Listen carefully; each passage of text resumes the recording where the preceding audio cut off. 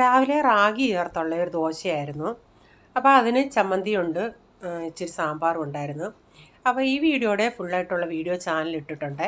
അപ്പം ദോശയും ചുടുന്നുണ്ട്. ഞാൻ പിന്നെ ചായക്ക് വെള്ളം വെച്ച് കൊച്ചുങ്ങൾക്ക് കുടിക്കാൻ ബോൺവിറ്റ ഉണ്ടാക്കാൻ പാലൊക്കെ കാച്ചാനായിട്ട് വെച്ചു. അതിനുശേഷം കുഞ്ഞിന് ടിഫിൻ കൊണ്ടുപോകാനായിട്ട് ഇങ്ങനെ പന്നിയാരം പോലെ ഇതിൻ്റെ അകത്ത് ഞാൻ ഇങ്ങനെ ഉണ്ണിയപ്പച്ചട്ടിക്കകത്ത് ഒഴിച്ച് ഉണ്ടാക്കുമായിരുന്നു.